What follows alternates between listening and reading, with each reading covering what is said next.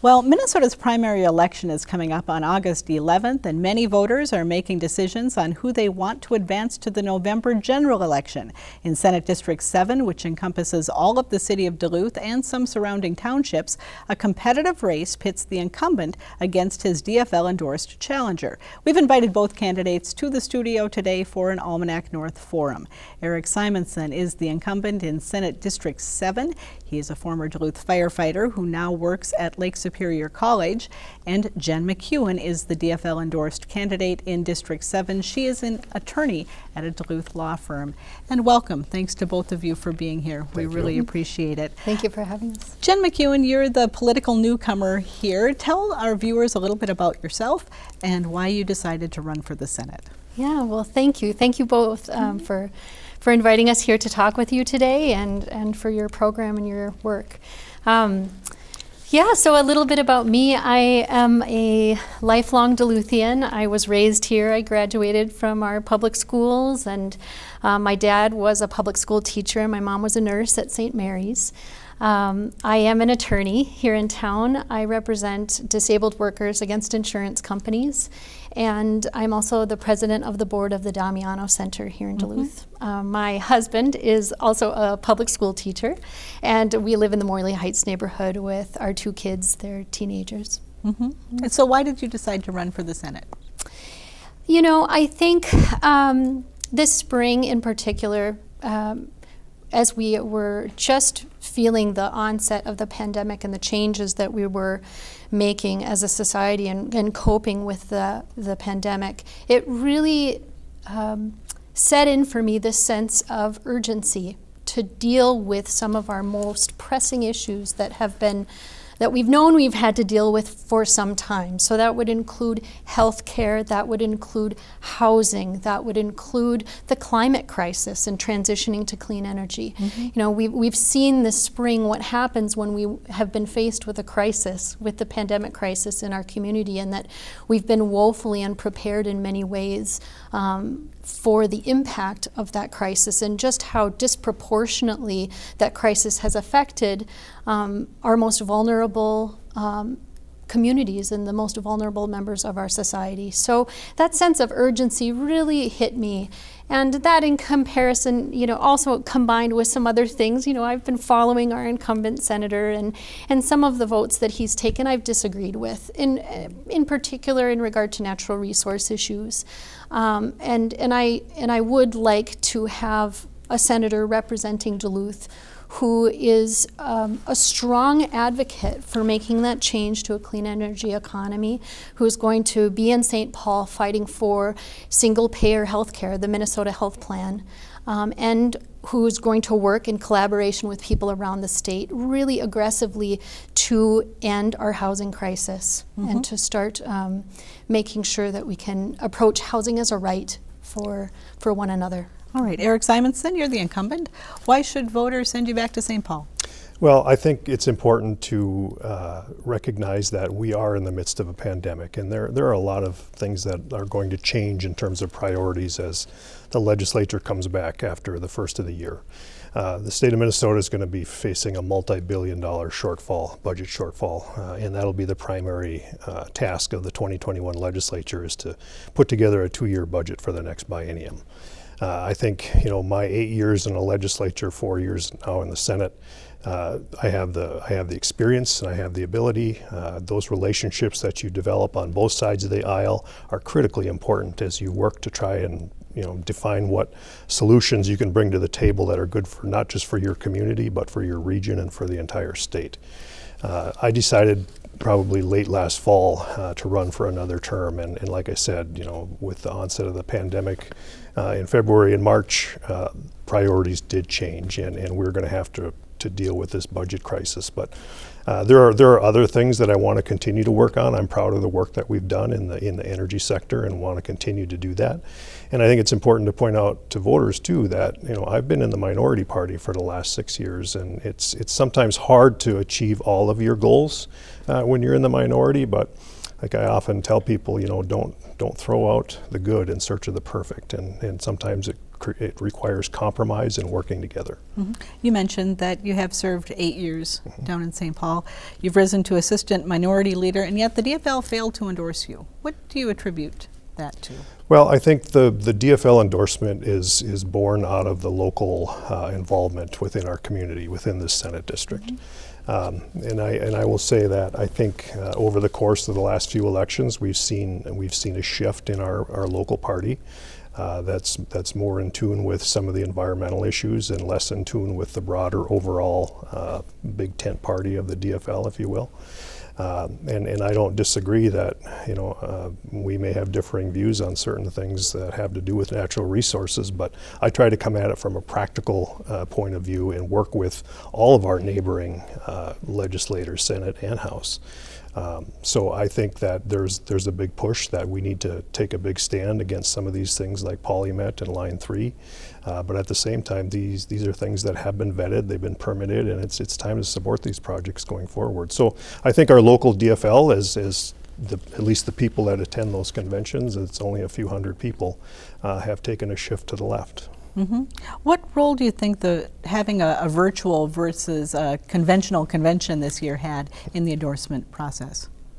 Well, we saw really high participation, actually, by the state party had a very well organized way of conducting that convention and that vote. So ballots were sent out. It was conducted in a ranked choice voting format. And voters, attendees, delegates to the convention had a number of days in which they could cast their ballot for that vote. So that facilitated a good amount of time, about a week or two's worth, where both of the campaigns could reach out to the convention delegates, and also that people, if they didn't have a chance to cast their ballot, there were a number of days when they could do that. So it was very well run. We were really happy with the participation in particular. Do you think that the process contributed as well? Well, I think the process was run as good as it could be under the circumstances. It's not anything like a traditional convention in which you can have face-to-face conversations and speak during votes or in between votes and really have that personal interaction with people. It's very different from that, but I would say that based on the situation that we were in, it was probably the best run that it could have been. It's a little bit more challenging for an incumbent, especially when you're getting ready for session and you're down in St. Paul and you're starting and things are happening. But that's just part of it. But again, I just feel like the fact that a few hundred people, DFLers from Duluth, I'm not comfortable with them making that decision. That's why I'm pushing to a primary. Now, before we get into some back and forth on the issue, some have leveled some conflict of interest charges against you, suggesting that you've used your position as senator to get job positions, first at Lake Superior Zoo, now at Lake Superior College. What do you say? These are both organizations that look to the legislature for money. They do, as do many other organizations. And I would just say that I 100% disagree with those allegations, and would be, I find it pretty unfortunate that people would come to that conclusion. I'm used to getting things thrown at me. I have pretty thick skin, I can take it, but I think it says something for those organizations as well, and I wish people would think about it from that perspective. I think if you look across the board at all of our state legislators that work for a living, you'll find situations all over the place where you could identify potential conflicts of interest, but we each deal with it separately and individually. We recuse ourselves when it's necessary, and that's the same as held true for both of those, both the zoo and Lake Superior College. So it's unfounded to me. I'm disappointed that it's become an issue, but at the same time I understand people's concerns. But generally when I get to have a face-to-face conversation or talk to somebody on the phone about it, we can work through it and it makes sense. All right. Well, let's get into some issues, starting with healthcare. COVID-19, the pandemic, it continues to threaten the state's human health and economic health. What healthcare issues or challenges, Jen McEwen, do you think have been exposed throughout this crisis, and how do you think that the state should best deal with them? Oh, I think that what has been blatantly exposed is just how nonsensical it is that our healthcare system, if we even want to call it that, is connected to employment. I mean, if there was ever a time for us to recognize the absurdity of that, is now, when we have seen thousands of people lose their jobs. That doesn't just mean that they lost their jobs, they lost their health care, and they lost the security that job brought for them. So now is the time for Minnesota to move forward on the Minnesota Health Plan. And Senator John Marty has introduced that plan to the legislature. Now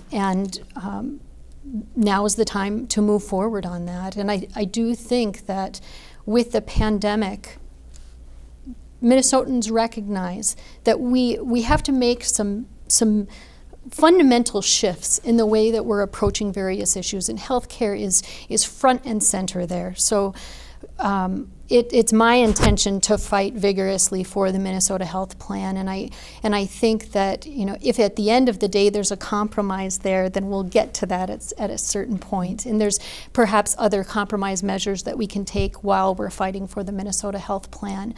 But now is the time to move forward with that plan, and I think that Minnesotans are ready and wanting to do that. Mm-hmm. Senator Simonson, what healthcare policy do you think will or should grow out of the pandemic experience that we've had? Yeah, this is an area where we absolutely agree.